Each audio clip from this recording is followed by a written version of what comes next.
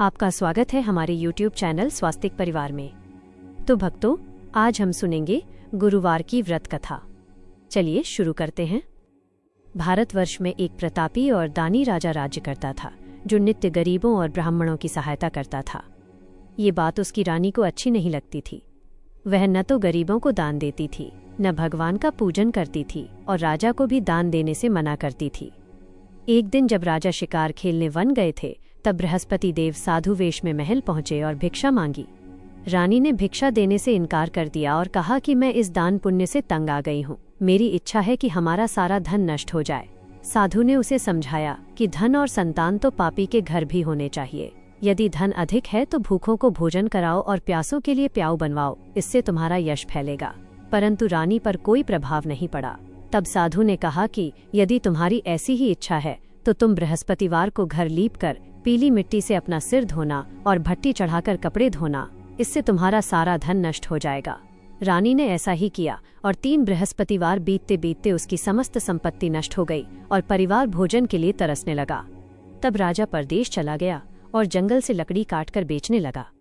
इधर रानी और दासी 7 दिनों तक भूखी रहीं। रानी ने अपनी दासी को अपनी धनवान बहन के पास मदद के लिए भेजा। उस दिन गुरुवार था और बहन कथा सुन रही थी, इसलिए उसने दासी की बात का कोई उत्तर नहीं दिया। दासी ने वापस आकर रानी को सब बताया तो रानी बहुत दुखी हुई। बाद में रानी की बहन स्वयं आई और बताया कि वो व्रत में थी, इसलिए नहीं बोली। बहन के कहने पर जब रानी ने अंदर जाकर देखा तो उसे अनाज से भरा एक घड़ा मिल गया। दासी के सुझाव पर रानी ने अपनी बहन से बृहस्पतिवार व्रत की विधि पूछी। बहन ने बताया कि चने की दाल और मुनक्का से विष्णु भगवान का केले की जड़ में पूजन करें, दीपक जलाएं, कथा सुने और पीला भोजन करें। अगले गुरुवार रानी और दासी ने व्रत किया। बृहस्पति देव ने प्रसन्न होकर साधु वेश में उन्हें पीला भोजन दिया। धीरे धीरे उनके पास फिर से धन संपत्ति आ गई, लेकिन रानी फिर आलस्य करने लगी। तब दासी ने उसे समझाया कि इस धन को शुभ कार्यों और दान पुण्य में लगाना चाहिए, जिससे कुल का यश बढ़े।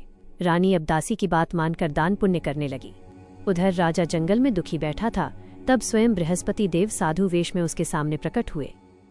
राजा के दुख का कारण जानकर उन्होंने बताया कि यह सब रानी द्वारा किए गए अपमान का फल है। उन्होंने राजा को गुरुवार व्रत करने की सलाह दी और कहा कि तुम शहर जाकर लकड़ी बेचना, तुम्हें 2 गुना धन मिलेगा। राजा ने वैसा ही किया और पूजन का सामान लाकर कथा की। लेकिन एक बार राजा व्रत करना भूल गया।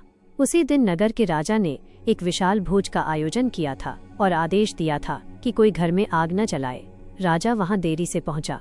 उसी समय रानी का हार गायब हो गया और चोरी का इल्जाम राजा पर लग गया, जिससे उसे जेल भेज दिया गया। जेल में दुखी राजा को बृहस्पति देव ने दर्शन दिए और बताया कि व्रत न करने के कारण यह कष्ट मिला है। उन्होंने राजा को कारागार के द्वार पर मिले पैसों से कथा करने को कहा। राजा ने कथा की, जिसके बाद बृहस्पति देव ने उस नगर के राजा के सपने में आकर उसे छोड़ने का आदेश दिया। राजा को सम्मान सहित विदा किया गया।